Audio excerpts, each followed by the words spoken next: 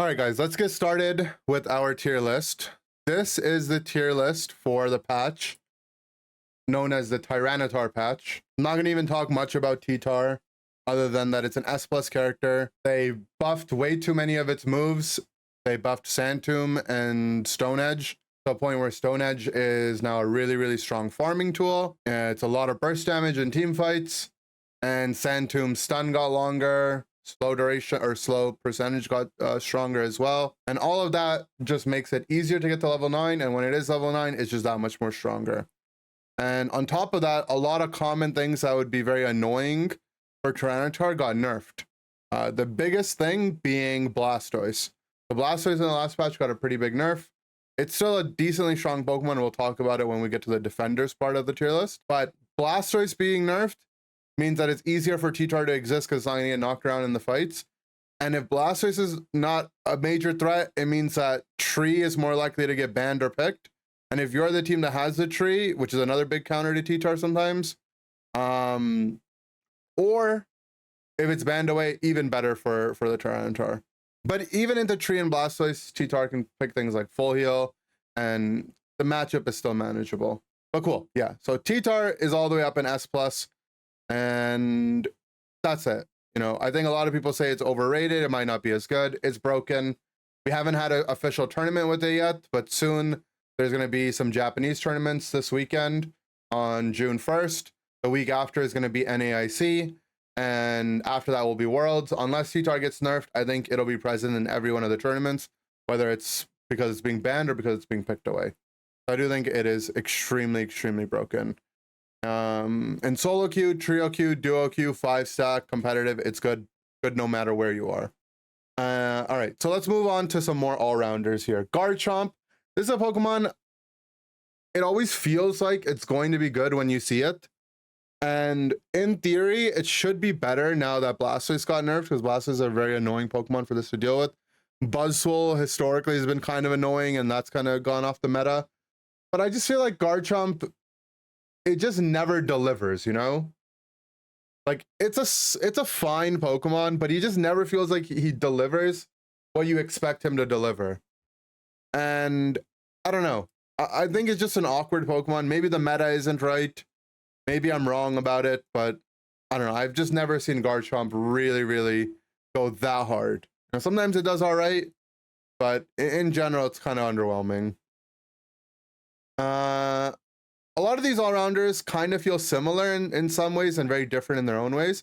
Buzzwole, this used to be the best Pokemon pretty much of its time a couple months ago, but it got a lot of nerfs to its superpower and smackdown combos, which makes it now unable to infinitely CC chain you. And that was pretty much the main appeal, making this Pokemon really strong. Still though, Buzzwole's early game is still strong. You pair it with a range support, it can definitely snowball.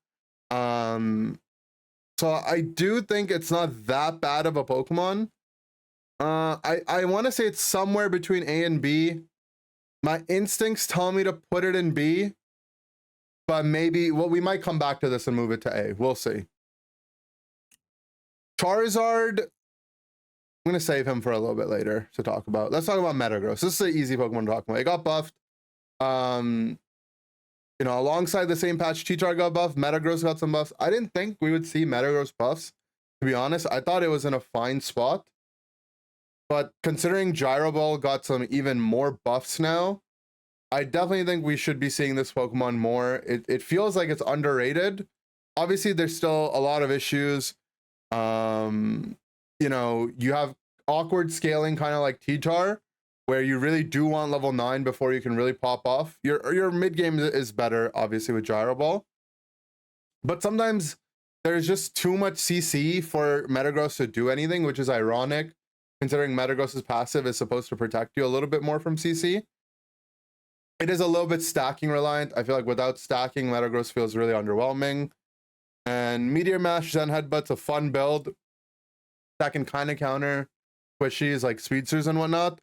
But a lot of Speedsters tend to have annoying CC as well, whether it's, you know, Zoroark with its knockups on Shadow Claw resets, Drill Peck on Dodrio, double team stuns even. And I don't know, it's just so annoying to get stunned as Metagross. You never feel like you really get that fantasy. And the ult is so inconsistent. So that's why I don't think it can be an S tier mon. But a lot of its strengths, you know, it's when it does come online, it can feel very unkillable. It can do a lot of damage. It has a lot of staying power in team fights. The ult, when it is good, is really good. When it's not good, isn't good. So I don't think it can be higher than A, but it is a solid A tier mon. Lucario feels like the most average all-rounder there is. Like, I feel like for almost 2 years now, ever since Lucario got nerfed from when it used to be OP back in like season 1, it's just been like an all-rounder of all-rounders. Like, it's very consistent. I don't think this Pokemon will ever be bad. And unless it gets buffed, I don't think it'll ever be good. So it's fine in B tier. It's a very, very normal pick. Phalanx, this is a very hard Pokemon to rate. Because Phalanx in the right draft is S+, and in the wrong draft can feel like D. Just because it's so polarizing with how it works. Those of you guys that don't know, Phalanx is the most newest released Pokemon at the time of making this tier list. Each one of the little guys, while it is attached to Phalanx, they're kind of treated like wild Pokemon in the sense that a Mew boosted auto will penetrate it. Inteleon Snipe Shot will penetrate it. Anything that interacts the way it would with wild Pokemon interacts with how Phalanx's little guys are. But that also means for Pokemon like Venusaur, they get insane amount of healing off Giga Drain. Blaziken's passive can proc a lot of heals. Lucario's E-Speed can reset multiple times. So there is a considerable amount of counters to Phalanx. A9 being one of the strongest ones because the free stacks that A9 can apply universally to each individual ones. But anytime the full Snowflake procs, the main guy gets stunned, which is unordinary compared to other Pokemon in the game. When they stun the little guys, the main guy doesn't get stunned. So I do think this Pokemon's very strong, but because of the counters that it has, you have to keep it like, and you can't be in the S+ tier. Maybe in competitive, right? You can have like the ways that you approach draft can make it so that you can always avoid you having a super hard counter to you, or you can deal with the counters in another way in draft. And for that reason, you could bump it up to S tier. But I think from like a holistic point of view, just looking top down to the game, the amount of times Phalanx can just get hard countered by a Venusaur and you lose your team the game by existing is rough. Gyarados. Now, last patch, before we got the patch, this Pokemon was like, it was rising in prominence, but also I think people were starting to overrate it just a little bit, right? Like Gyarados has that Tyranitar fantasy where, you know, you start really weak, you're Magikarp, you're the ugly duckling, and then you evolve into something beautifully strong and it feels really powerful. But the early game is like a setback and it's a trade-off that you have to make. And there's ways to get around it. You know, you have your jungler help, you have a supporter that can help in lane, but it doesn't take away from the fact that you have to spend a good portion of the game being as weak as you are. And then on top of that, the last patch, we saw Gyarados' Unite move get nerfed from an 89-second cooldown Unite, which is one of the lowest in the game, to 112, which is on the higher side now.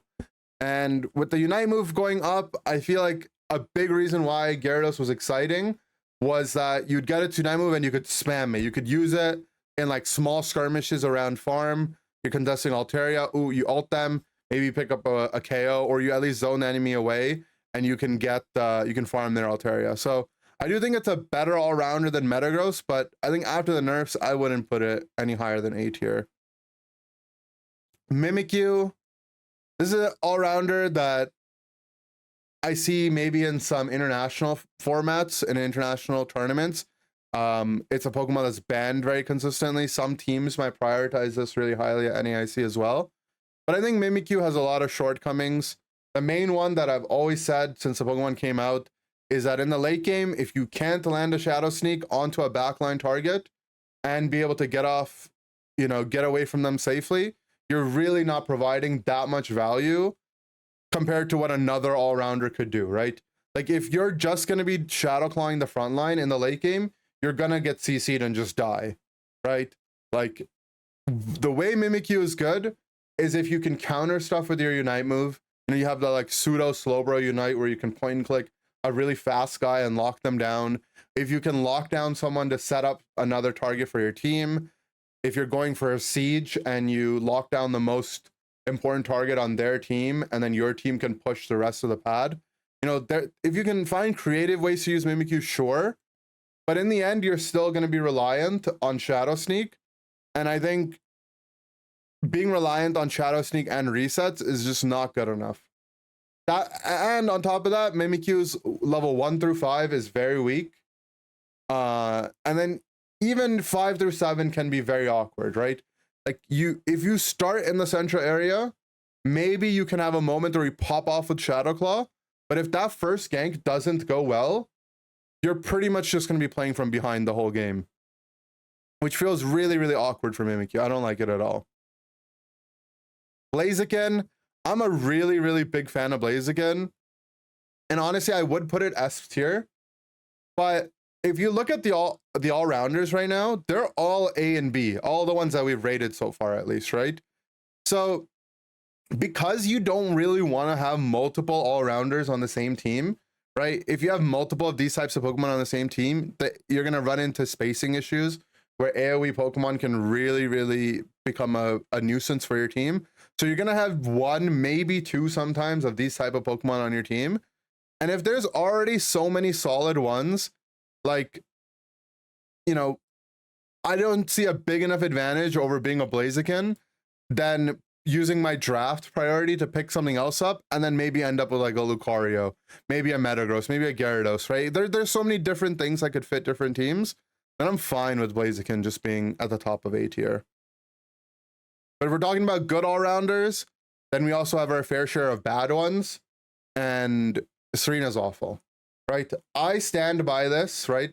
I need to see someone actually prove me wrong, but every single time I see Serena in tournament play or in ladder play, it looks like the most useless Pokemon. Like the entire game is trying to set up to make Serena become successful, and it just seems like a worse version of Mimikyu in so many ways, and Mimikyu's already not that good, right? Like you have a point and click Unite that does decent amount of damage.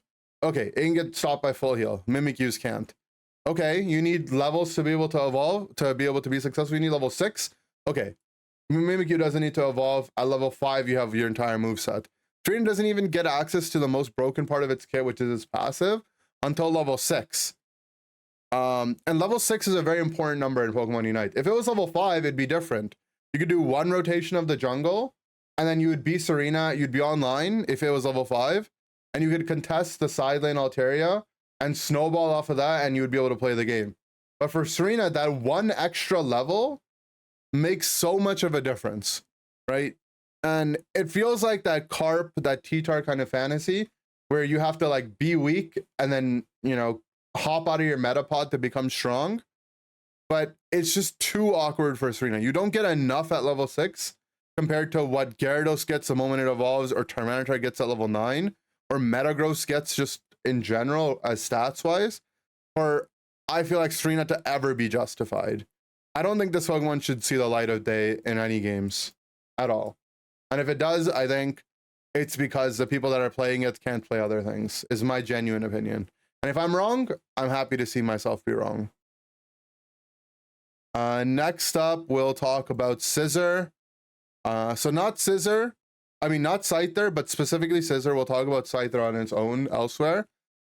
I don't think Scissor is a bad Pokemon per se, but like what I said about Blaziken, you can only really have one, maybe two of these type of Pokemon on your team.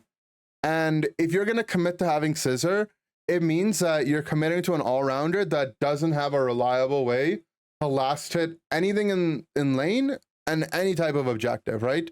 We go down the list of all-rounders. T-Tar, you know, can burn objectives really fast. Stone Edge, not the best last hit, but it is something, right? But it has lots of other upsides.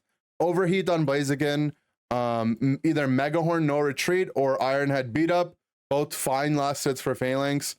Gyarados, Dragon Breath is an okay last hit, better than anything Scissor has. But it has a lot of other strengths it can make up for. Gyro Ball or Meteor Mash auto are decent last hits. Iron Head autos are fine. Gyro Ball definitely in lane. Meteor Mash in lane can at least secure farm. Power Up Punch and Lucario's Unite move. Superpower on Buzzwole or its Unite to finish off enemy Pokemon. So not a last hit, but an execute at least. Mimikyu, another Pokemon that struggles with last hitting. Objective Shadow Claw is okay, right? Anything that's marked with Sneak plus Shadow Claw is okay. It can definitely burn down farm in lane, but it's lower rated for a similar reason. Same thing with Garchomp, doesn't have a good last hit, which is why it's a little bit lower. Serena, Stomp is okay for the lane, not really that good for objectives. Then we have Wicked Blow, Hyper Beam, nothing here. Unite move on AG, nothing much for Azu, maybe final hit of Aqua Tail, some EX Pokemon, and then Zard, who obviously is not going to be rated that highly. So anyways, what I'm trying to get at is a lot of all-rounders rely on their last hitting tools to be successful, whether it's in lane to contest other all-rounders or on objectives. And Scissor doesn't really have much of that. You know, it can fight you forever, right? If it's a good draft for Scissor where there's not a lot of CC and not a lot of special attack damage, sure, the Scissor can stay alive forever. But not having a way to last at objectives on this type of Pokemon it's often the reason why Scissor finds little success in all formats of play. But it can be really strong in the first 8 minutes, right? It can stay alive on your pad forever. I do think it's better than a lot of people give it credit for. Like, a lot of people would say this Mon's a D tier Mon. I think C is a respectable tier for Scissor. C for Scissor. All right, now we have the two Urshifus. Rapid Strike Urshifu, which I think is this one. S plus tier if it's VGC, for sure. I've been playing a little bit of VGC. This Mon cooks in that game, but it's awful in Unite. It's just been over nerfed. It doesn't do enough damage. Its Unite move was always one of the worst, and now that it doesn't do enough damage, it's level 1 through 5 is bad. 5 plus, it doesn't chase you down and KO you anymore. Honestly, it's just a worse version of Blaziken, is what really it just is. Blaziken is like both Urshifus combined, but the cost of combining is losing its Unite move. Water Bear doesn't really have a real Unite move, and Dark Bear does have a decent Unite move and a good last hit, which I mentioned is important, which is why I think it's like a middle of the road B tier kind of Pokemon. I think it's definitely around somewhere around here. Who's my Widow Not Cup? Nope. I just found out that I get a free Prime sub once a month just by having an Amazon account. I just linked my Twitch and boom, free Prime sub. I chose to use it to come back to the Inderverse. Scripted, thank you for the tier 3 sub, and thank you for reminding everyone about their Prime subs. This video is actually sponsored, but it's also sponsored by Prime. Kappa, it's not. It's sponsored by someone else, which you guys will see. Okay, cool. So moving on, Dragonite with its Hyper Beam build. It's definitely a strong all-rounder. Outrage is a lot more situational. Trying to see where I would put it. Probably in the middle of B tier still. I do think in the West, I'll put it the highest of B tier. The problem is I'm biased because I'm from North America, and I like North America and Europe. But the real problem in NA and EU is that the Dragonite players just suck. Right? Like this Mon is obviously good. It gets played a lot in the Japanese meta. It looks good when it gets played in Japan. Right? It looked so good at EUIC that when some of the Western teams felt the need to ban it because they couldn't figure out how to beat it. Right? And for me to put it in the B tier almost feels disrespectful. So I'm going to put it in the A tier. But I will say this Pokemon will have the lowest usage in NA tournaments out of all the other A tier all-rounders, or maybe all the other A tier Pokemon in general. Just because I think people in competitive aren't practiced enough on it. But it's a strong Pokemon.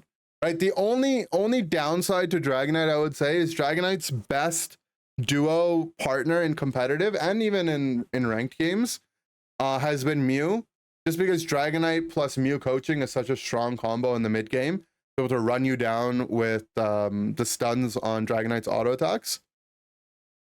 And then, you know, Mew loves having a partner that can burn objectives for it. And Mew's one of the best partner Pokemon in the game to assist you on last hitting, right? Because they can boost your damage output, and then its last hit can, you know, can set up another person's last hit or be the the one that actually gets the last hit. And Mew is a Pokemon that recently got nerfed, but I think I'm happy putting it in low A. All right, Machamp. I think this is one of the worst Pokemon in the game. We saw it get picked in competitive in February in NA. But I think in February the teams were a lot worse. People were still coming back from a long off-season break, so people weren't playing as tight. But when games get really competitive, and we saw this in Season 1 Worlds even, where everyone kept saying, oh, Machamp is so secret OP, right? Machamp, oh my god, they got Machamp. You go back to the VODs right now, you cannot find me one single game on stream where Machamp looked like it was good in Season 1 Worlds, right? And people are much better now than they were back then, and this Pokemon hasn't really gotten buffed since then either, in any meaningful way. So I think this is one of my least favorite Pokemon in the game that people rate remotely high. Yeah, I don't know. It used to be that Karate Chop was like a decent last hitting tool in lane, right? So you could contest lane farm. But after so many all-rounders have come out and so many different strategies have been developed, that it doesn't really feel that way for Machamp anymore. This Pokemon just needs buffs. It needs love. They got to come back to this. Okay, Aegislash. I think this is a unique Pokemon in that it can definitely feel like it's good in some games, but oftentimes there's going to be a Pokemon that might feel a little bit better than it. I do think that it's a solid Pokemon at countering Speedsters and other like squishy melee Pokemon that might be really mobile, because Wide Guard can be really, really annoying for them to deal with in general, and the shield form in general can be hard to deal with. You have a really strong last hitting tool in your Unite. I don't think it's a great all-rounder, but I think it has potential, and I think we might see some of it get played in tournaments. And on ladder play as well. It can definitely, it can work, but I don't know how many times I would be happy with Aegislash when I could just be any one of these other all-rounders above it. Azu, I think, is a fine C-tier Pokemon. I don't think it's as bad as these Pokemon below it, because at the very least, it's strong in the early game and it can snowball. It's just the late game is a little bit awkward. The Unite move doesn't feel like it's quite strong enough, which is a trade-off because you do get at level 8 and it is a low cooldown Unite, so you won't imagine it for it to be that strong. And the counterplay to Azu, when people can bunch up a little bit, especially in the early game, to take less damage, really does end up making a pretty big difference for this Pokemon. And a big thing is it doesn't have a reliable last hit, right? So if it doesn't excel in some part of its kit, it needs to at least provide you with a last hit, right? Because that's what a lot of other all-rounders can do really well. And it doesn't have that overheat, that power-up punch, that wicked blow, that hyper beam. Nothing exciting like that. And similar case for Zard. I think Zard arguably could be up there just because its Unite move at least is powerful. But it's still a little bit awkward. You can't really send it down the lane. So you need to jungle with it.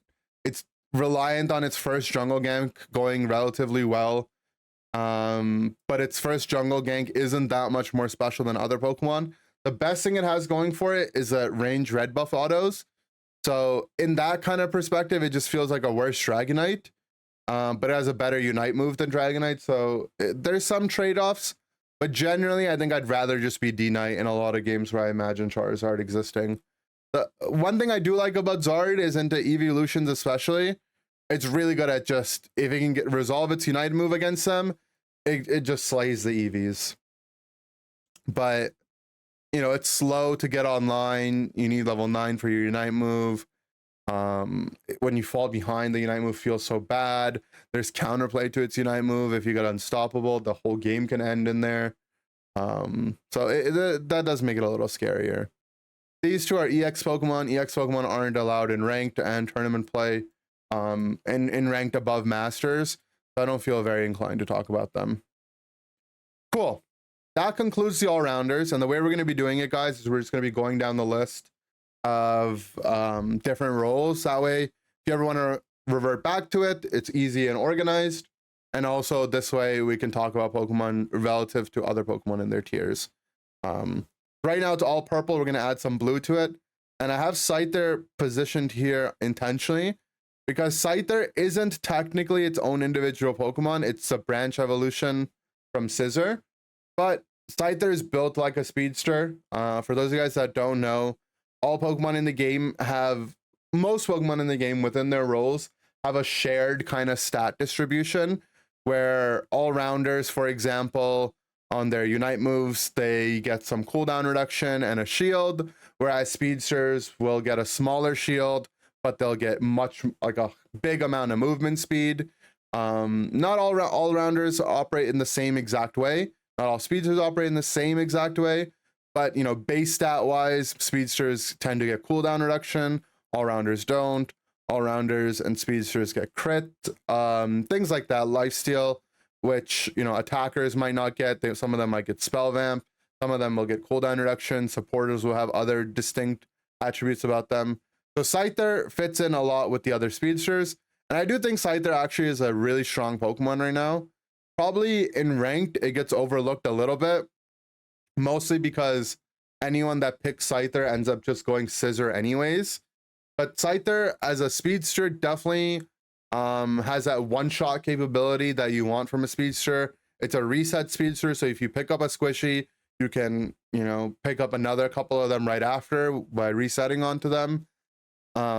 Its early game is fine. It scales well as a strong Unite move. A lot of good things about it. The only downside to it, I would say, is that some of the other speedsters just sometimes feel more broken than this one. And you don't want to play more than 2 speedsters at a time either. So I think you might just end up with better speedsters available to pick. But Scyther's fine. I think it's a good Pokemon. Speaking of Eevees, which are Pokemon that like to be slayed, that we like to slay, and Speedster's better than Scyther, I think Leafeon is probably our first S tier Pokemon. The reason that I don't put it S plus tier is because it definitely has a slightly awkward late game, in that if you haven't succeeded in getting ahead as Leafeon and you're on pace, like you're a level 13 Leafeon, everyone else is level 13 as well, you're not that special as a character. You can get blown up, you're squishy, your Unite move, you have to try to get onto the back line to really get value out of it. So it's not that impressive, but its real strength is at level 4. It's really, really strong. You can use that level 4 to accelerate your lead even further ahead. Whether you go Solar Blade and you can secure all the farm on the map, or you go Razor Leaf and you just become an assassin, I think Leafeon is a very, very, very, very strong Pokemon. In competitive, you could consider it even S+, because you can really juice out that early game without making a lot of mistakes to stay ahead. But overall, I think it's a fine S Pokemon. Zeraora, and we're going to have a couple of the mediocre Pokemon here. I think Zera is to Charizard of all-rounders, in that it's fine. It has some strengths. It can do some things. It's not that great of a Pokemon, but it's not that bad either. Whereas Gengar is to that of what Serena is to all-rounders, right? Where all the other speedsters feel better than it. It takes too long to come online. And even when it does come online, unless you've snowballed like crazy, the Pokemon's not doing much. And then to top it off, kind of like Water Bear, its Unite move tends to feel very, very, very useless. The one benefit to its Unite move is that maybe you can position it to hunt down some ranged squishy Pokemon that might not have a good escape tool. But even then, you know, if people are paying attention, it's hard to get value with it. And it can just be matched by a mobility move or like a stun, and trading that for Unite move is never that good. Meowscarada, this is a speedster that I personally think is underrated quite a bit. Probably move it like a little bit higher than Metagross. Night Slash Trailblaze is obviously a really, really fun auto attack oriented build, but when I'm thinking of Meowscarada's strengths, I think of it as like Flower Trick double team, right? Not even the resets necessarily from Flower Trick, but mostly just how agile you are in team fights, how much vision you can get with double team, how many things you can get baited onto it, how powerful your passive Unite move combination is, how difficult you are to take down. Early game is solid, gives you a last hitting tool, which a lot of speedsters might not really have. Great. You know, Leafeon is one exception, but Flower Trick is a very, very good last hitting tool. You can partner up with other Pokemon on your team. And this is one of those Pokemon that's funny because in ranked, I think a lot of you might say, oh yeah, what do you mean it's underrated? I ban this Pokemon all the time, or it's one of the most banned Pokemon in my games. Like, obviously we know that it's good, right?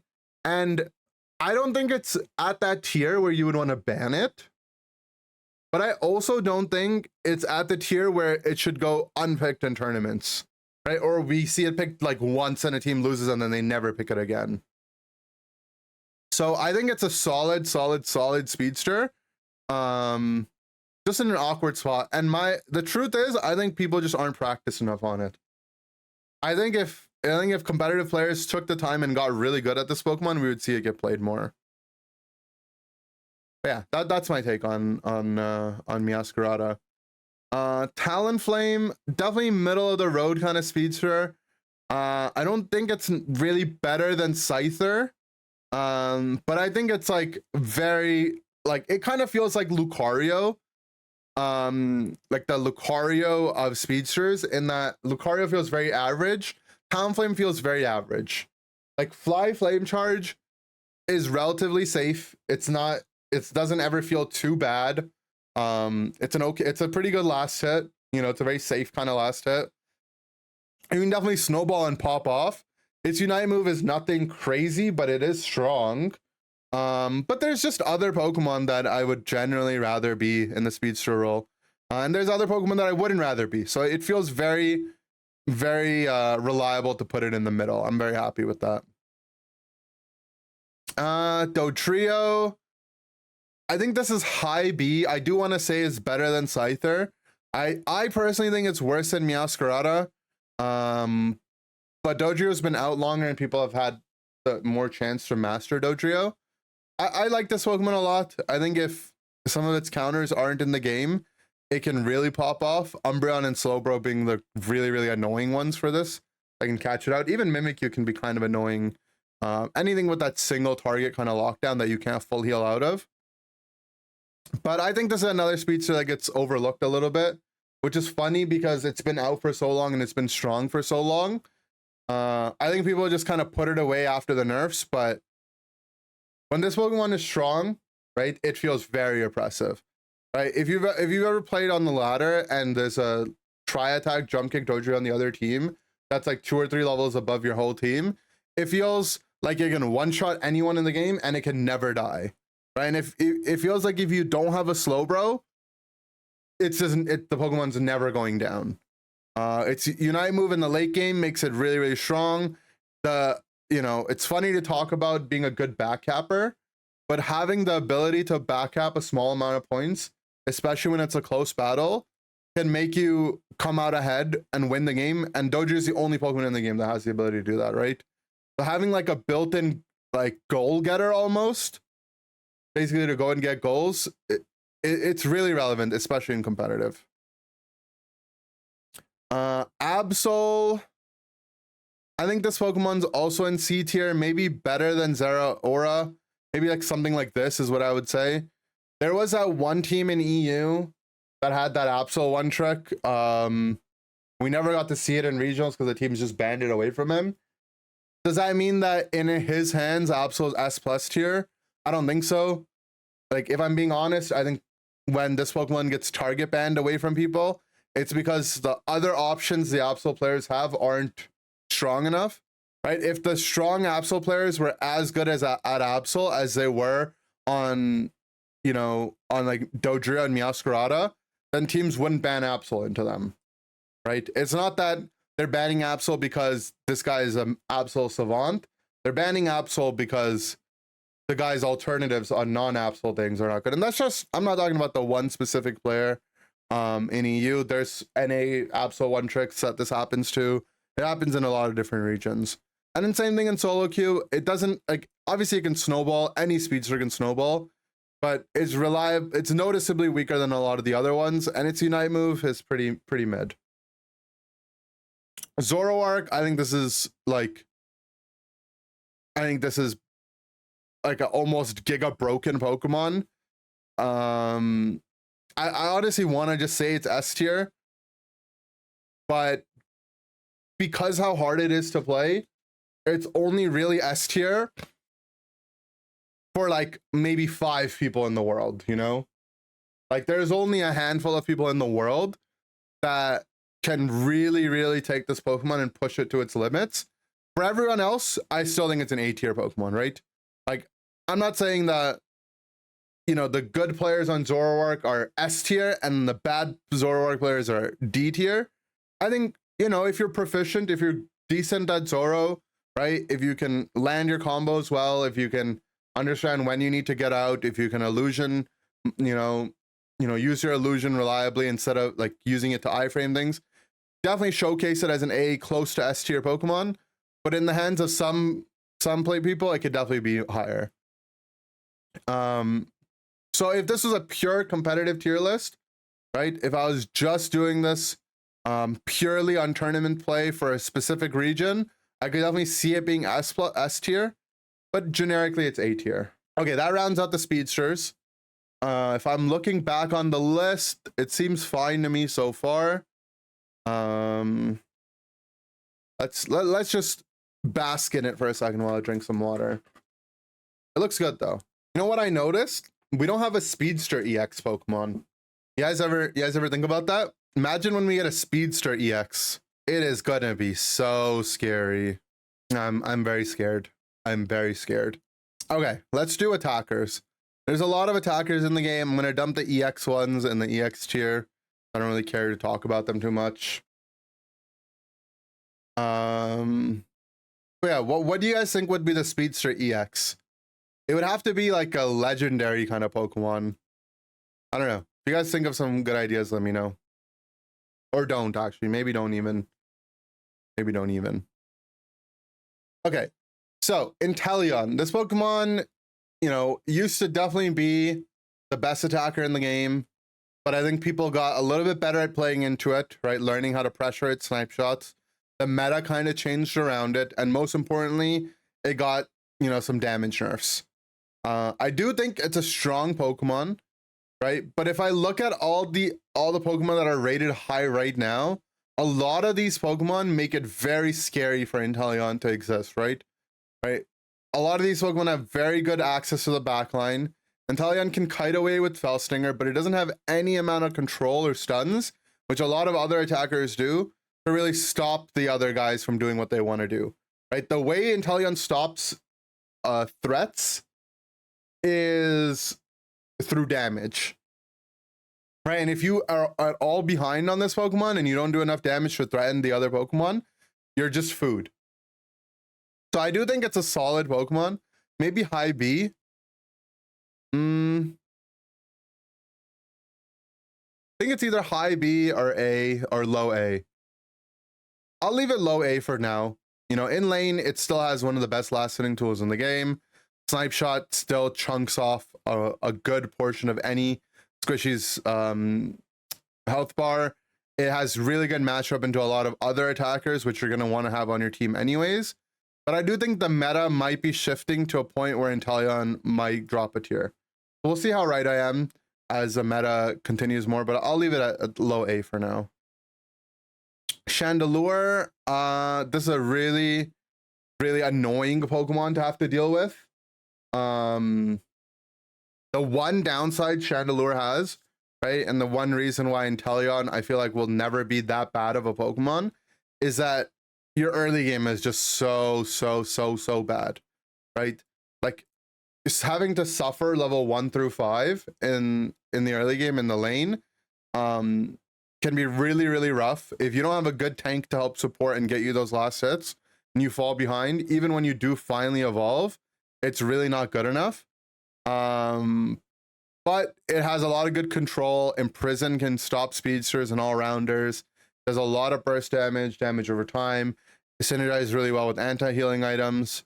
So I do think it's a fine B tier Pokemon. Put it like right there. Okay, let's separate out the ADCs and we'll talk about them on their own. And we'll talk about some of the control mages and mages in general first.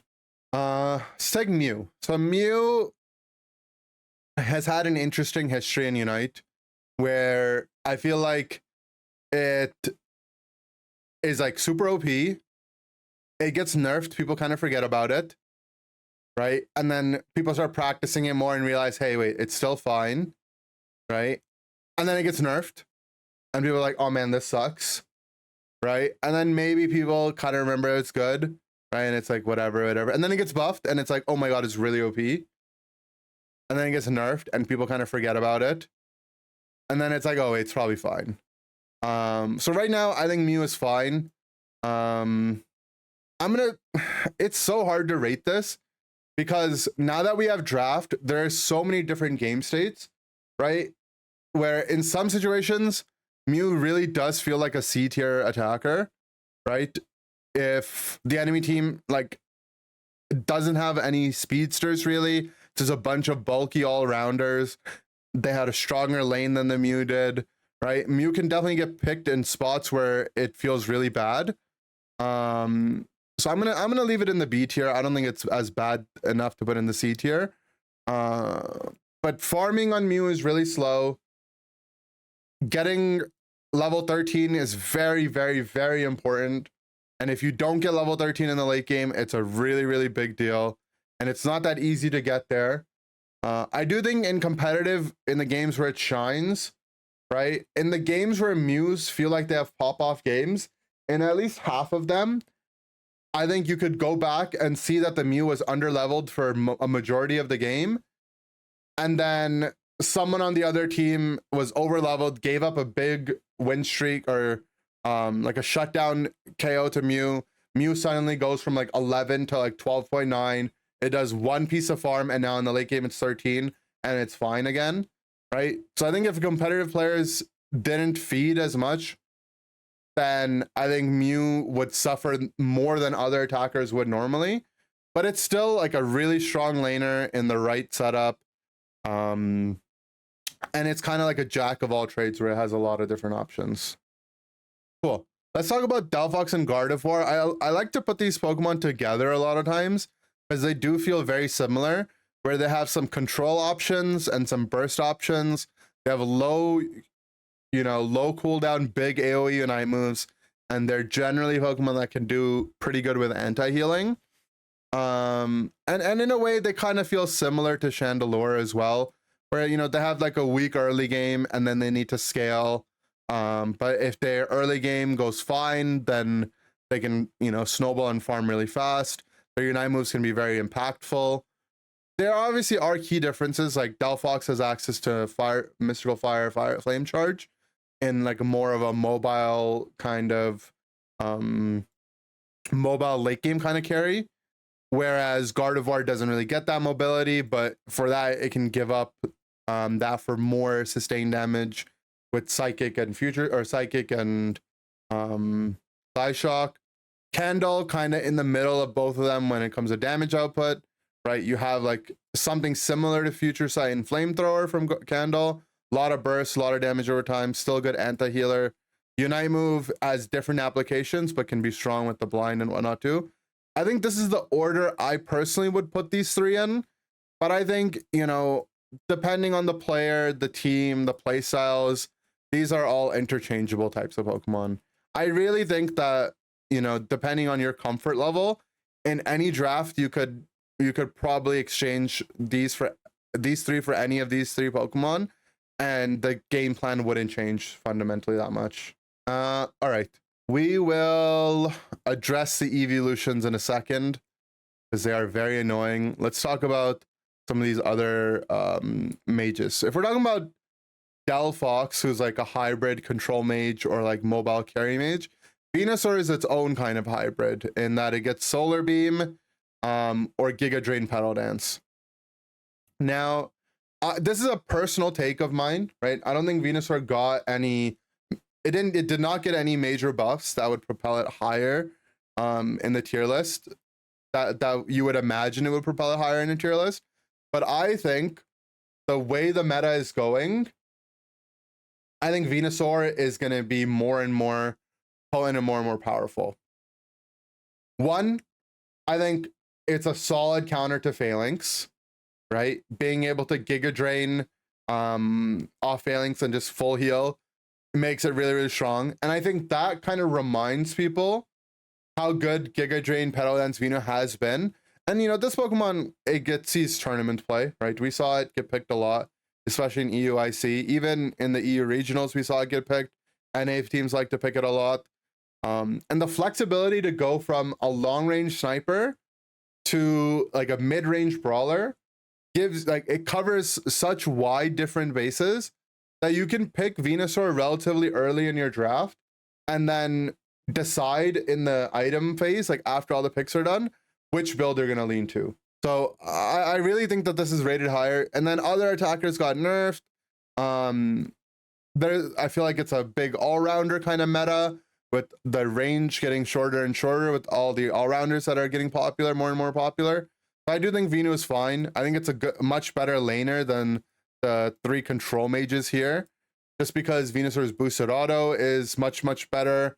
It doesn't have a good last hit on its own, but it has good damage that other people can use to combo last hits with. So I'm a big fan of Venu. Maybe I'm overrating it, but it's a personal take of mine for sure. Cramorant, this Pokemon got buffed very recently. It got some buffs to Hurricane and most importantly buffs to Dive. And I think Cramorant's a phenomenal Pokemon. The one downside it has is that it can get outranged because it is like a mid-range squishy kind of Pokemon. It lives in a similar range to Venusaur, but Venusaur's tankier. What Cramorant can make up for that though is its much early game power spikes, right? Level 4, you immediately get Dive. Level 6, level 6, you have Dive Air Slash. And once you have that combination of moves ready to go, you can move around the map. You can farm really easily. Venusaur needs level 5, then level 7 really to be online. Cramorant comes online earlier. It farms the lane much faster with Whirlpool. And its Unite move can be hit or miss. But I think if you position it well and you're safe with the Unite move and you're running a check button to be able to reposition it, Cramorant can do really well. So I do think Cram's one of the best attackers in the game, if not the best, in both competitive and solo queue. I think we'll see this a lot more in tournaments now that we have some buffs too. A9. I like A9 a lot, so I am going to put it in the B tier. I don't like... The thing about A9, and same thing with Pikachu, is it's a mage that's better in the early game than our like trio of control mages here, but what it loses for that is its Unite move is pure damage, right? So its Unite move isn't bad, but because its Unite move is just pure damage, the problem is if you compare it to Chandelure, Delphox, or Gardevoir, they all have damage in their Unite move and control, right? So A9 is a fine Pokemon. It needs level 6 to succeed. Whether you're Blizzard A9, Blizzard Avalanche, or Avale, it's gonna need that level 6, where a lot of these Pokemon might need a little bit more than that. I just think its Unite move is a little too underwhelming to really push it that much further ahead than any of these other Pokemon. And I feel very similarly about Pikachu. Pikachu's Unite move, kind of similar. It's all damage. It's a little bit lower cooldown. than A9's, but A9's is more burst damage. Pikachu's takes a little bit longer to ramp up. Pikachu's can be tanked by the tanks. It's a little RNG reliant on that as well. And yeah, I find it difficult, maybe even a little lower, maybe towards the end of B. Yeah, I find it difficult to justify picking Pikachu over any other attacker in the game, really, because I feel like I would rather give up some early game strength to have more control with these guys and a better Unite move. And if I wanted better early game, I would rather have an evolution, you know? Pikachu feels like an awkward middle child where its early game is decent, but not as good as some of the EVs. And its late game is worse than the late game mages. So, yeah, I don't know. I think a lot of you will look at Volt Tackle as a viable way to shut down Speedsters. And the thing is like the higher rated games you get into and eventually tournament games, the Speedsters are just going to full heal and one-shot the Pikachu that tries to Volt Tackle them, right? Volt Tackle forces you to be on top of the person you're trying to Volt Tackle. If you Volt Tackle a Zoroark and he just ults it, right, because his ult is going to give him unstoppable, and you're going to take all the waves from his ult on top of your head, you're just going to get one-shot as the Pikachu, right? Or you can full heal it. Same thing with Dojo. Dojo can just full heal it, jump kick on your head, and one-shot you. You're gonna have a tough time Volt Tackling the right one is into Meowscarada. Maybe Scyther, but even Scyther can just full heal and one-shot you, and then reset off of you and kill your teammate because it reset its move off its Unite. So yeah, I don't know. I feel like Volt Tackle Pikachu ends up being a liability than anything else. And then if you're gonna go Thunderbolt, would I rather not just be Blizzard A9? Would I rather not just be Moonblast, or even Psychic? Would I rather not just be Fire Spin Delphox? Would I rather not just be Imprison? Right? Like I feel like there's more value in some of these other Pokemon. Cool. Okay. So we haven't put an attacker in the S tier, but Sylveon does start with the letter S. That makes sense to put an S tier. This Pokemon you might not think is S tier if you strictly play solo queue, right? If you play solo queue and you don't play a lot of it, you might not feel that Sylveon is S tier, right? But when you get into a game where, you know, there's a duo or a trio, or you're playing 5 stacks, or you're watching tournaments, or you're playing tournaments, you'll start to see what makes Sylveon super Omega broken. And all it is, right? All that makes Sylveon super broken, right? Its kit is strong, right? But the fact that at level 4, you get to become an extremely oppressive Pokemon and just ride that power level, like that power curve, all the way to the late game is just ridiculous, right? So let's say you go Mystical Fire, you do one buff you do your Xatu, you do the red buff, you're immediately in a lane with a mobility spell, a damage nuke, something that lowers their special attack, which makes them do less damage to you on a Pokemon that's tanky, on a Pokemon that has strong basic attacks because it's the highest attack stat in the game of any other attacker in the game, who's already level 4, so it's gotten its stats power spike. It's also tankier than the other attackers, right? And it's just chasing you down with a red buff, right? So eight reasons right there. Then you hit level 6. Now you have sustain to stay on the map for longer, right? So from 2 levels, from 4 to 6, you get a heal. From 6 to 8, you get a Unite move that keeps you alive, that gives you an iframe, that gives you super healing. And then you just keep scaling. You get a plus upgrade at 10, you get another upgrade at 12. Every stat in the game is relevant for Sylveon, right? Just think about it. Every Pokemon gains every stat as it levels up, but not every Pokemon uses every stat, right? Sylveon uses all the defensive stats, all the offensive stats, and it can still use the physical attack stat because it auto attacks a lot. Like, it's just crazy. And if you end up going Hyper Voice, you're just a tank shredder and an objective shredder, which is still good. But yeah, if you're not using Sylveon to take one buff and be level 4 off of just a single buff, it's definitely a weaker Pokemon, right? If that aspect of the game didn't exist, I would drop it down a tier. But both Leafeon and Sylveon being able to take one buff and immediately apply pressure on the map is what makes them S tier, right? And Espeon can do something similar. So I am gonna put it in A tier and high A tier at that as well, maybe like right here. But it just strictly does its job worse than Sylveon. It's squishier. Doesn't even necessarily do as much damage. Its Unite move is a stun, but it's kind of awkward to use. And, you know, because it's a lot squishier and a lot easier to kill, it ends up being like a liability on your team where you just take down the Espeon that's level 13 and you get a whole bunch of XP swing back your way, right? Because of how comeback XP can work. So I think it does its job worse than Sylveon, but in events where Sylveon and Leafeon maybe are banned out, I think Espeon's a fine alternative. And then Glaceon, I think a lot of people after the nerfs would rate this Pokemon lower because Icicle Spears finally feels like a relatively balanced move. But Icy Wind by no means is a weak move set. So I will put it low A. Yeah, I think I'm gonna put it low A. It kind of gives you that feeling of having an ADC on your team, like an auto attack type of Pokemon, without actually having to play one of those. With Icy Wind, you get a decent last hit, you get good damage, burst damage. The Unite move can help you reposition in fights. It's a big AoE slow. The only downside I would say Glaceon has, though, that is really annoying, is that at level 4, it's just not as much of a threat as the other EVs are, right? You really need level 6. You need that secondary move to bring it online. Even if you're Icy Wind, you really want Freeze Dry before you become that much of a threat. But we'll see in tournament play, especially when you're on low ping. This Pokemon definitely thrives in those environments. Okay, so now moving on to the ADCs, right? ADC stands for Attack Damage Character. It's a term that comes from League of Legends, that's inspired by Dota, which are older MOBA games that kind of follow a similar format to Pokemon Unite.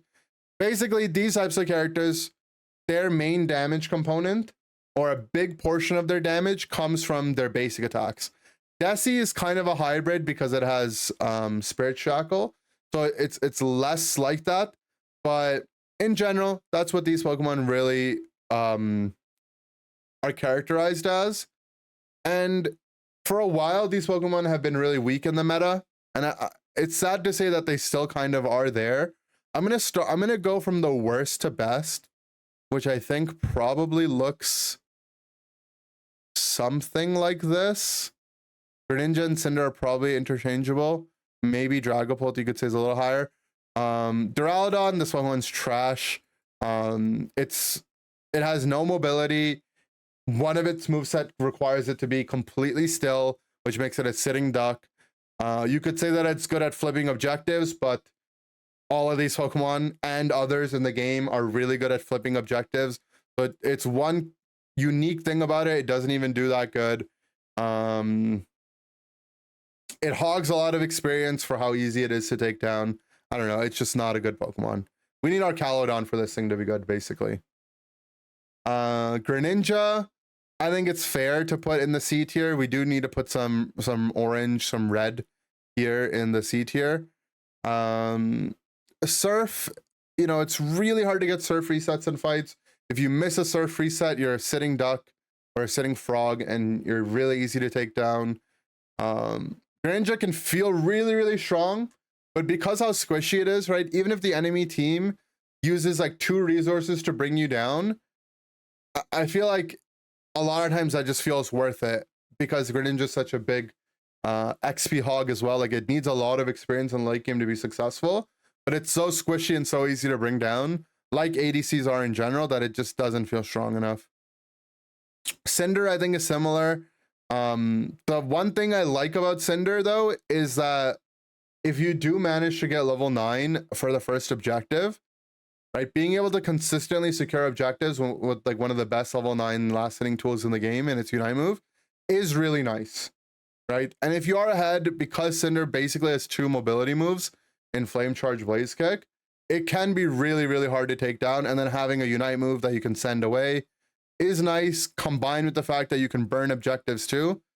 But it's hard to be level 9 for the first objective. You're still mega squishy. You're gonna need a lot of help from your team to be successful. It's just not it still isn't a good meta for these types of Pokemon. Dragapult, I think, is weaker, right, than these two, just a little bit. We saw it get buffed, and unfortunately in tournaments, it didn't really do that well. Even in high ladder, it started to peter off, and then it got nerfed after that. And I think after the nerfs, it just doesn't feel very compelling to be able to pick this Pokemon. Like, I don't feel, doesn't feel like worthwhile to have a Dragapult on your team. And then Decidueye, which I definitely think is the best of the bunch here. I will say it still doesn't feel that great. Needing to get level 7 to really come online is tough. And its Unite move isn't that strong. Razor Leaf, I still think, is a complete meme of a moveset.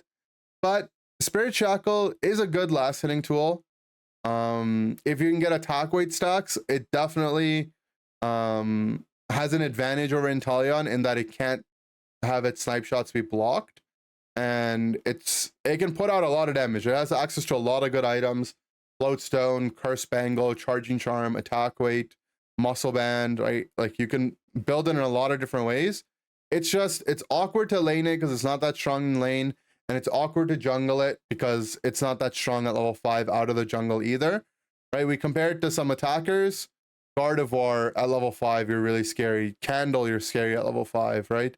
Maybe Delphox needs a little bit longer to come online, but at least it has a really strong Unite move. Desi's Unite move, I don't think it's that good.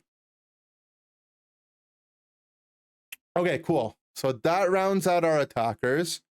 Added a little bit of color to the mix here. How do we feel so far? I feel pretty good about this. Gengar is S++.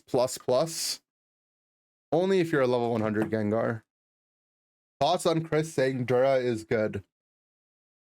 Did he say that? I feel like you might be taking him out of context. You really think Dojo Tri-Attack plus Jump Kick with Potion is top tier? Don't kill you. I mean, I think B tier, I think the highest Pokemon in B tier is pretty respectable, no? I think it's fine. The Dura is underrated and better than Machamp at least. Maybe I agree that it's the best of these garbage Pokemon, but that's not saying much. You know, that's really not saying much. I just don't care to sort the D tier Pokemon that much.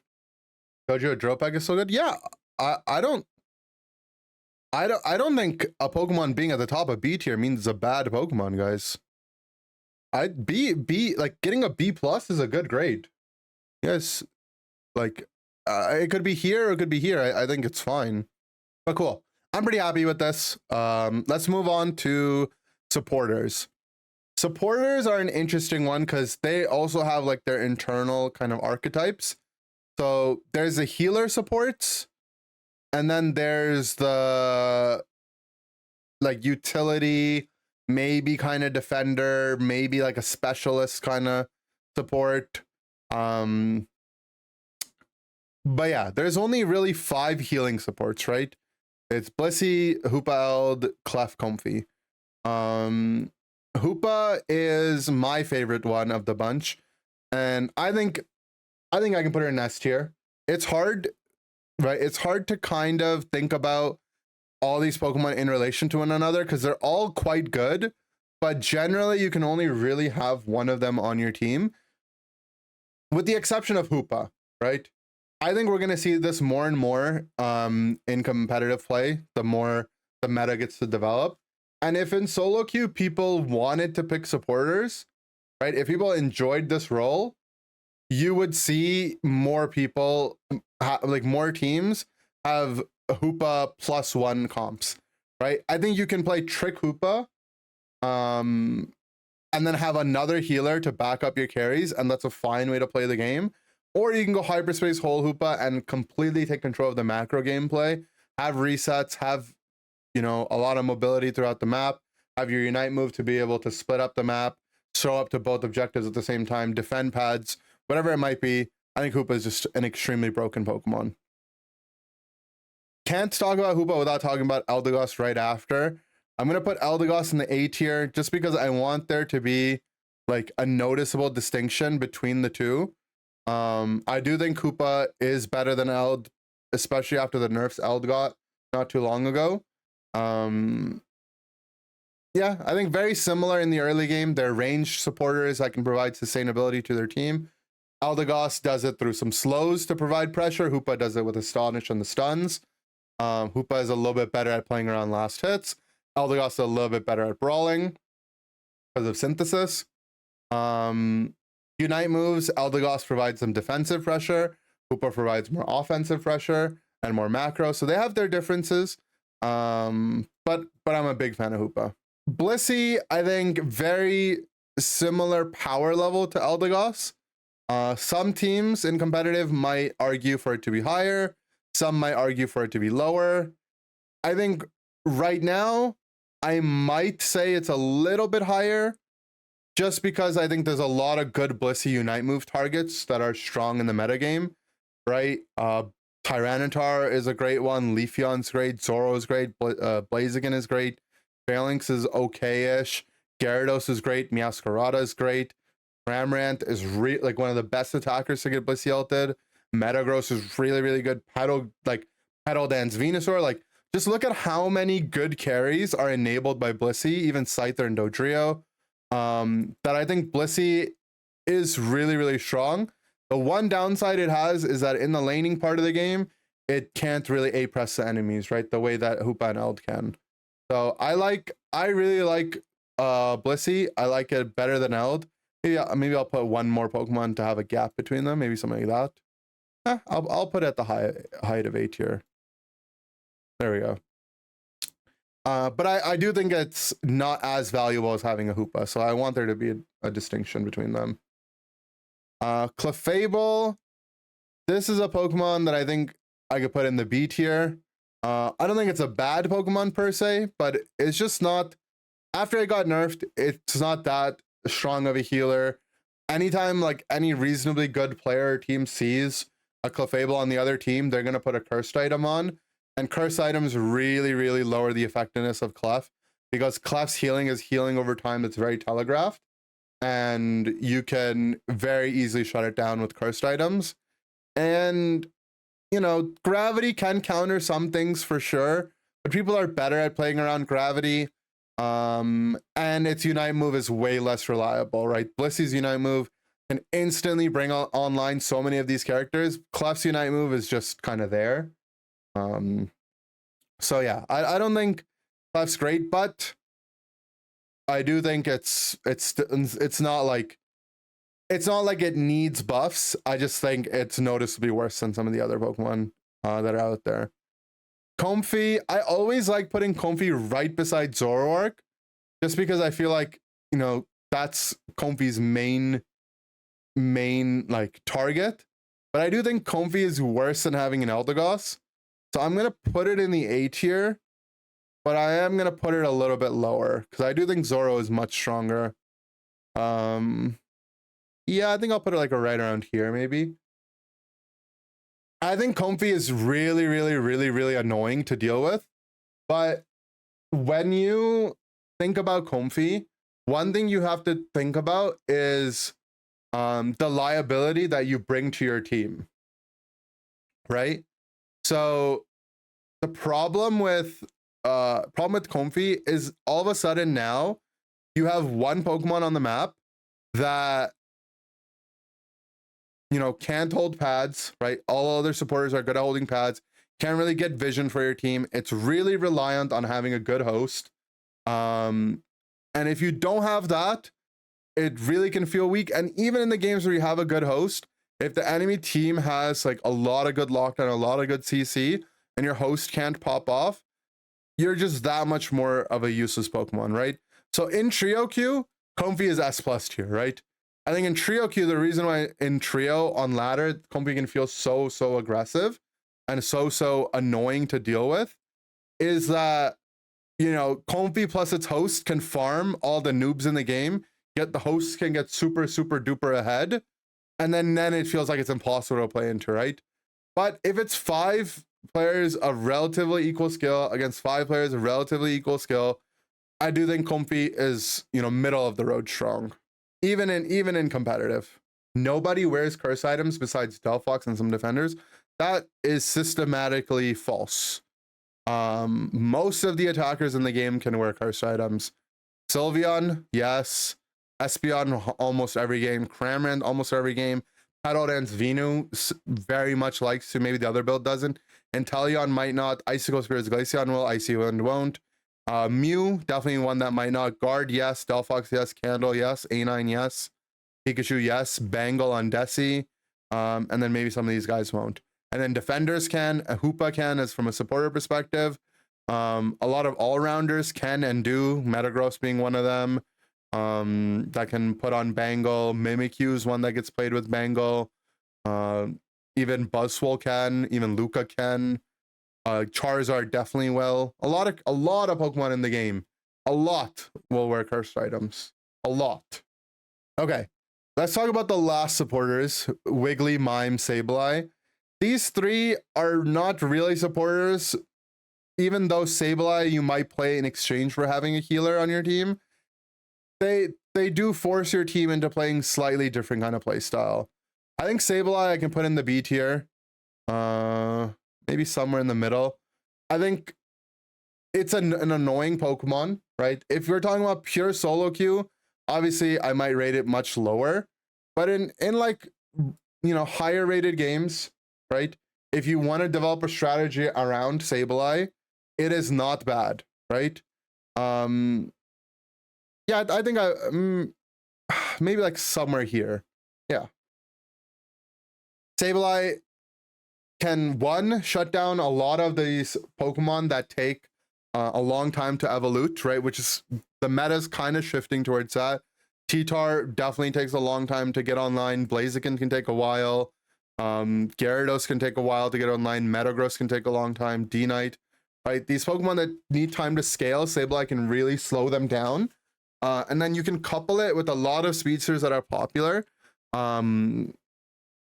To have very different types of playstyle, right? It's really annoying to play into, but you have to draft around having a Sableye, right? Which is its biggest weakness as well, right? Its biggest strength is its biggest weakness, right? You have to be more reliant on going for chip caps, like slowly whittling away the enemy pad.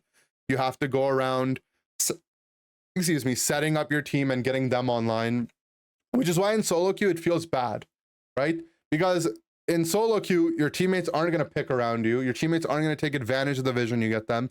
They're not going to take advantage of the setup you can give them, right? But in a more coordinated environment, if you build around a Sableye, you can definitely have a viable and strong strategy. So yeah, I do think, you know, it might be shocking to you that it's this high, but I definitely think it's up here. Okay, Wigglytuff. Now, Wiggly, I think, is a very underrated Pokemon. But when we get to the defender side, you'll see why I put it in the C tier. It's just, you can only really have one of these types of Pokemon on your team. It's not going to replace your healer. It's not something that you can build your team around necessarily, right? And a Q Charm and Sing and all of that is very annoying. But you know what's also very annoying? Surf on Slowbro, Rock Tomb X-Scissor, Hydro Pump Surf, anything that Mamoswine does, Hornleech, Woodhammer, right? Mean Look Umbreon, Foul Play Umbreon. Like, every Pokemon that contests Wiggly's role is also very, very annoying, right? So it's hard to rate it too high, but it is fine. Like, you can do a lot with Wiggly. It's just all the Pokemon that it competes with can do its job in a better kind of way. And then Mr. Mime, I think, again, very similar to Wiggly. I think last patch, Mime I might have rated a little bit higher, but now that we're getting into more of a tankier Pokemon kind of meta, where it's a lot of all-rounders that are making up a lot of compositions, I think Mime's value goes down just a little bit, right? With Barrier and Confusion, Mime is really, really annoying, right?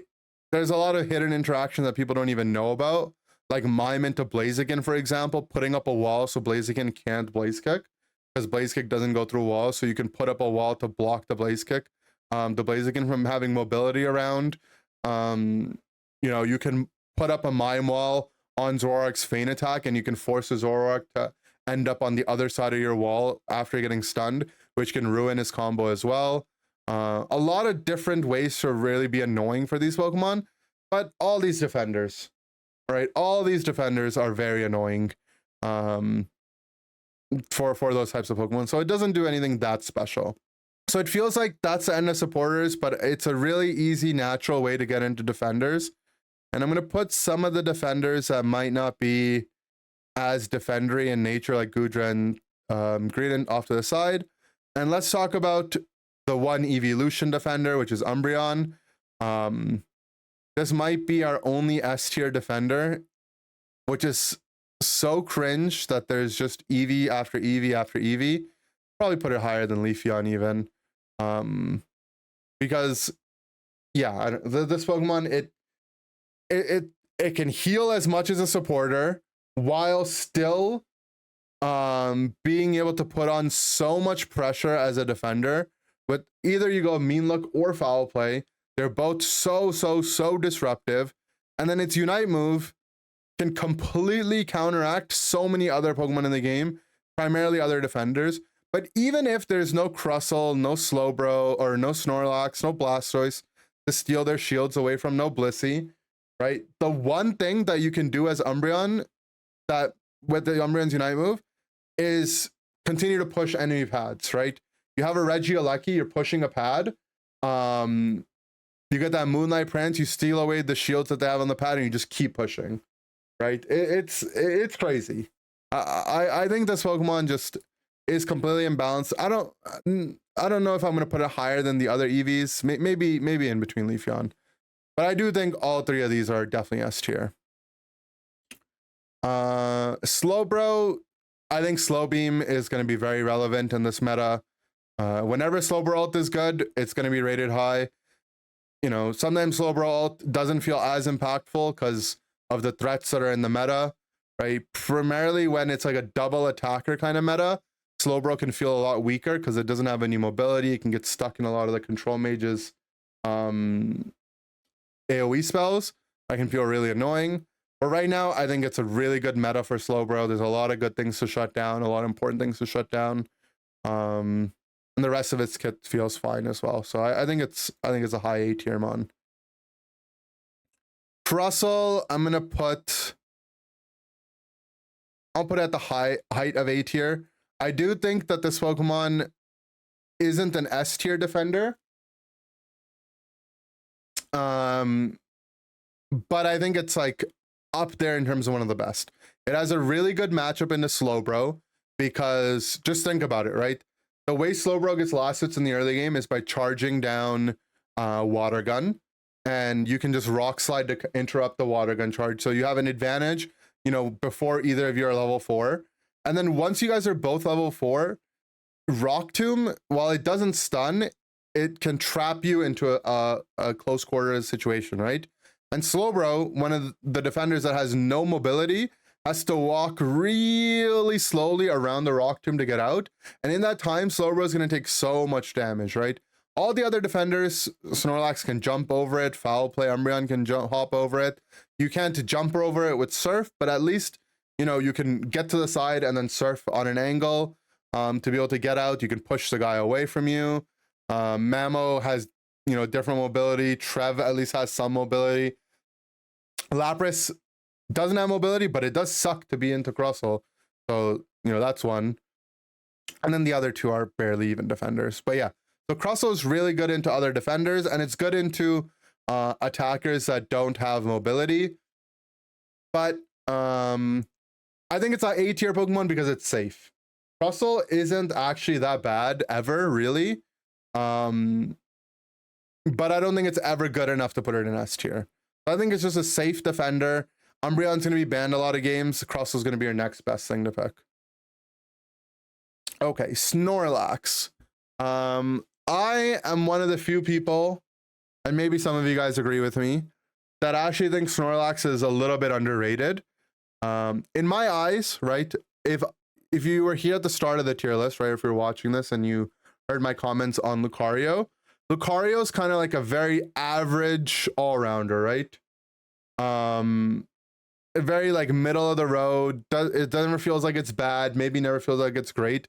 I like Snorlax is a very similar type of Pokemon, right? it never feels like it's great at anything, but it doesn't feel bad at anything either, right? And the one thing that I really like about Snorlax is that its Unite move is 89 seconds short, right?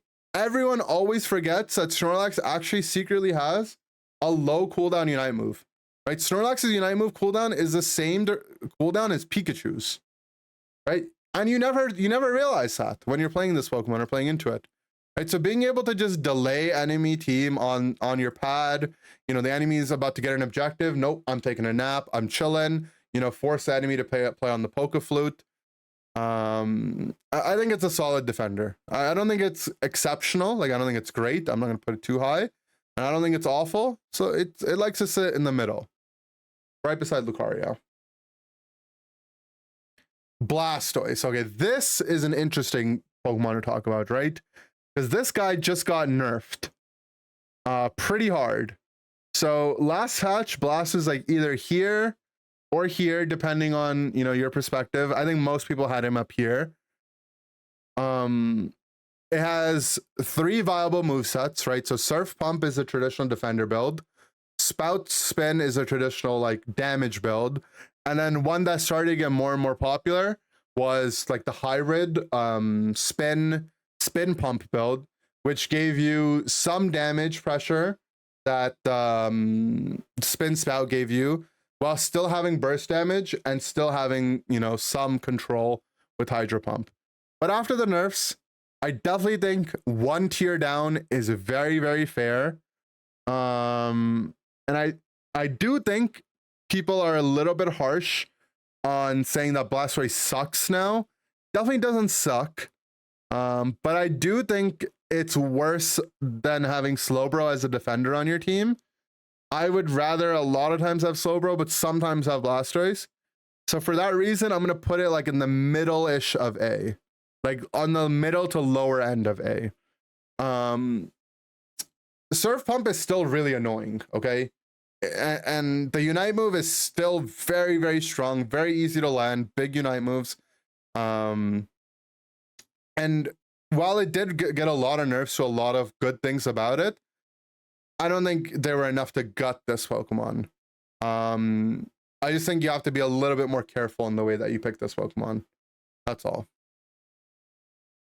We'll still see a lot of top lane Blastoise in NAIC. We'll see it this weekend in Japan. I'm sure of it that we will. It's still a very stable pick.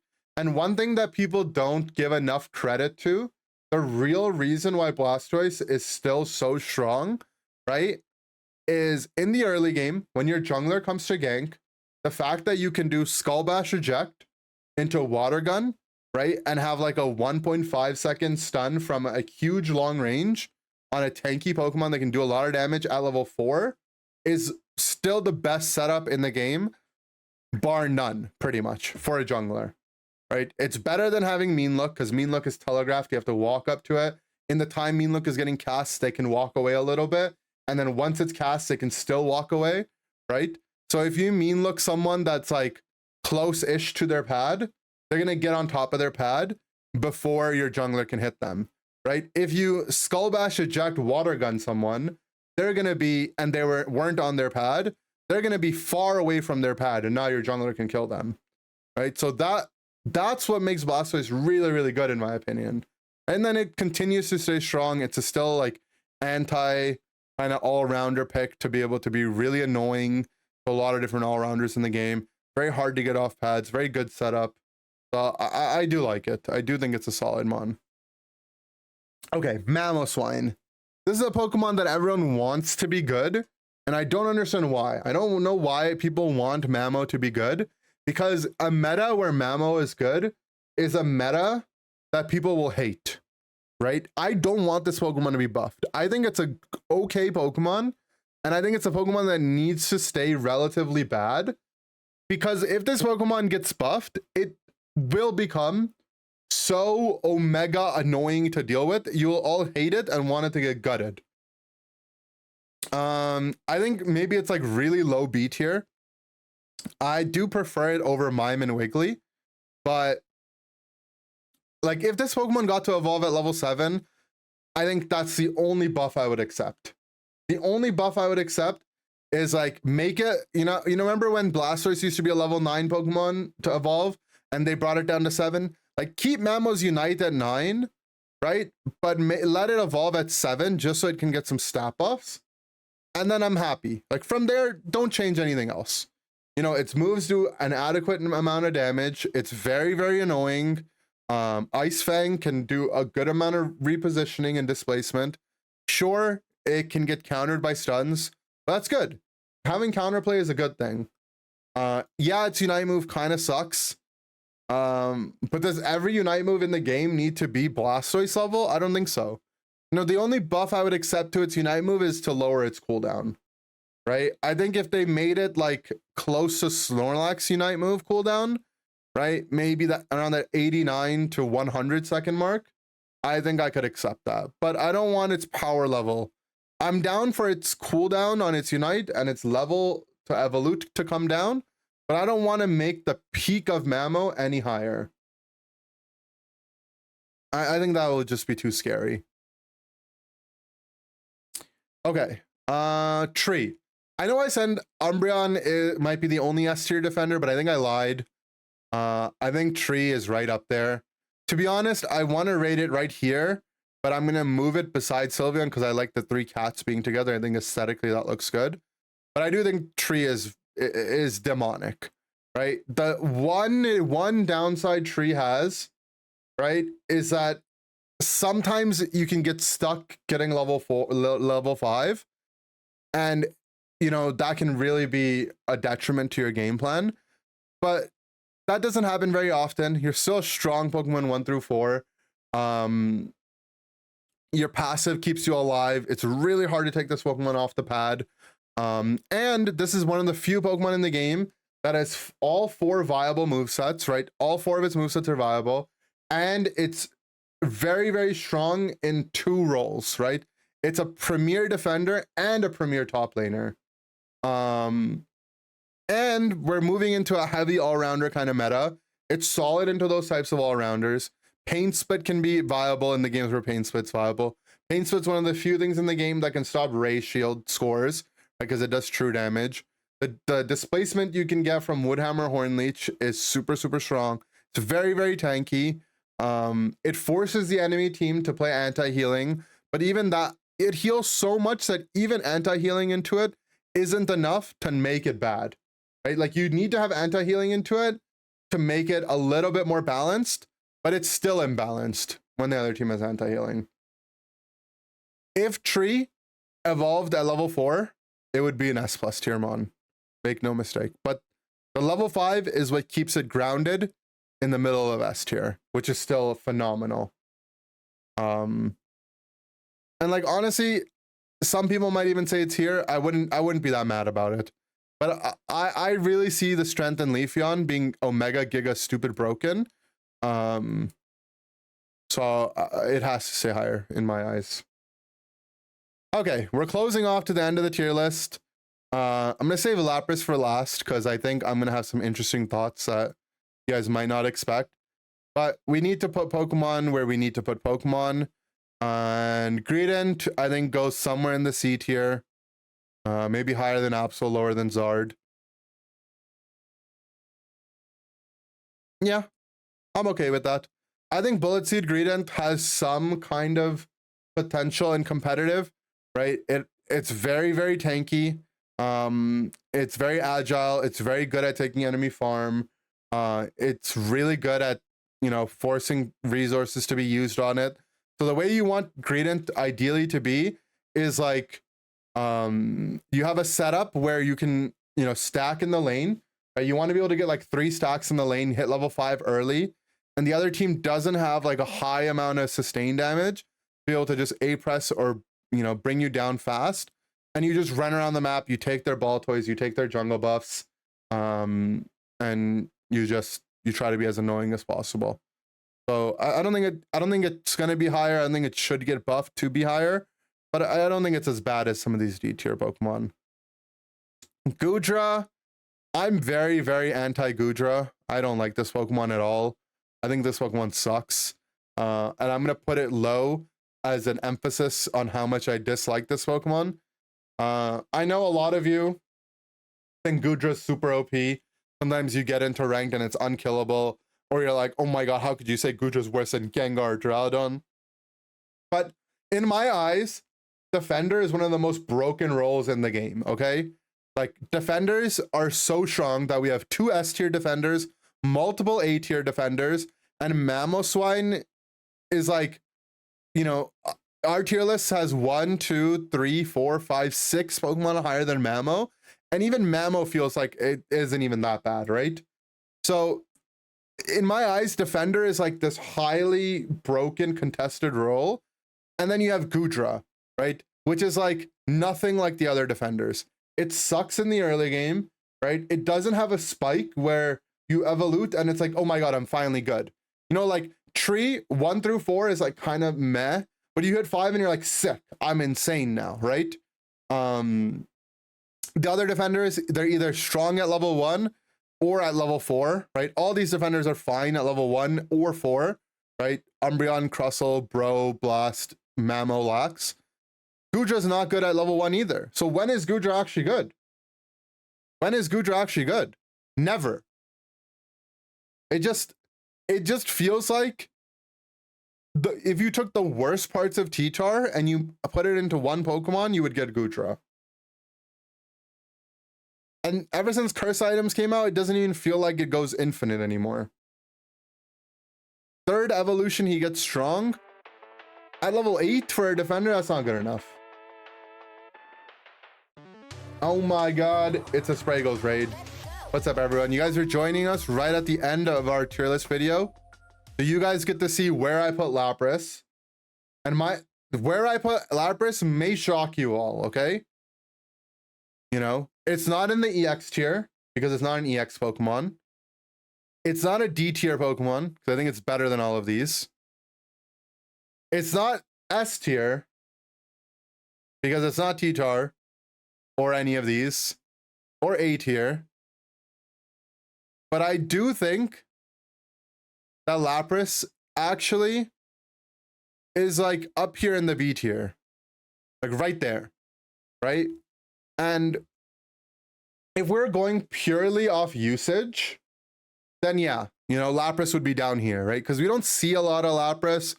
You know, Lapras doesn't pass the eye test in terms of like, oh my god, I see Lapras and it pops off in some of these games, right? You might see Mimikyu and it's like, oh my god, Mimikyu just penta'd my whole team, and you're saying Mimikyu and Lapras are like roughly the same tier of Pokemon. But if I'm thinking like, you know, if I'm playing out averages in my head, right, and I'm thinking about games where Pokemon can excel in their best case scenarios, right, I think Mimikyu's best case scenarios require the enemy team to make a whole lot of mistakes, right? And Lapras's best case scenarios can happen just as a result of draft. You know, if the enemy team picks relatively low damage and a decent amount of melee Pokemon that might not have that much displacement, right? If they have like, you know, maybe a Speedster, right? Like maybe a Zoro or a Meow or a Scyther, and then they also happen to have like a Metagross or a Blaze, something like that, and their attacker doesn't provide like a lot of sustained damage, so maybe it's like a Mew or maybe it's an Inteleon, something like that, right? In those types of games, Lapras gets really, really hard to kill, right? And I think you guys will be surprised to see that at NEIC and Worlds, we'll probably see Lapras get picked by some good teams. And if they don't pick it, then they suck, obviously, because I could never be wrong. Chiappa.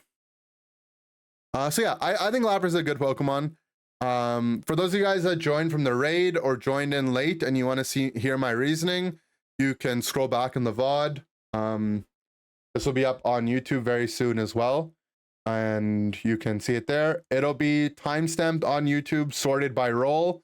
We talked about all-rounders, then speedsters, then attackers, then supporters, and then defenders. You should be able to find out where your favorite Pokemon might have been placed. There's one that I'm going to answer, because there's this one guy in the chat that keep saying Serena D tier, Serena D tier, Serena D tier. And for you, for the Serena guy, I'm going to move it, okay? I'm going to move it from beside Duraludon to beside Duraludon. So to summarize my thoughts on Serena, right? It's a Pokemon that has like that Tyranitar or Gyarados kind of scaling where you have like, you're like really weak. And then finally you come online, right? But when Serena comes online, it just isn't that exciting or impactful, right? Like Serena, I've said this a lot of times, but Serena's the type of Pokemon that needs to be ahead to succeed and doesn't have the tools to get itself ahead. And it's just not worth investing into, right? If I'm going to invest into a bad Pokemon in the early game, I'd rather it be like so many other things, right? I'd rather be a T-Tar, but Gyarados, but Blaziken, but Metagross, right? Where is he? Metagross, or Shifu, even Mimikyu, right? Like all of these Pokemon have so many more exciting things than Serena does. And even Charizard, right? I'd rather have a Charizard. So no, until Serena gets like major buffs, I don't think it's going to be very playable. The reason why Mew is low, I think if this was like talking purely about competitive, right? And purely around like the top 4 teams, there might be an argument to say that Mew is a little bit higher. But I think a lot of games where the Mews end up being successful are games where it got lucky and it got a bunch of shutdown kills, right? Like, I think there's other attackers that are good enough in lane, and if Mew isn't level 13 at Ray, it is a bad Pokemon. Like, right? The difference between level 12 and 13 Mew was already bad, and now it's even worse after the nerfs. So if you're not level 13, it's like really bad, right? But imagine you're like a Fire Spin Delphox, right? If you're Fire Spin Delphox and you're level 12 at Ray, you're still putting down the spin. You're still putting down a Unite move that can anti-heal and slow people, right? And you have tools throughout the game to come back with these short CD Unite moves. Mew's Unite move is more like to push your advantage even more or to get you out of bad situations, right? It's not something that starts fights for you. So yeah, I do think Mew is a little bit weak. Yo, what's good? LeBron here. Yo, what's up? What up, Bron? If you guys don't know, me and Bron are pretty tight. He comes in my chat a lot. We got LeBron here. I'm happy with the tier list, so looks good. Let's take a screenshot.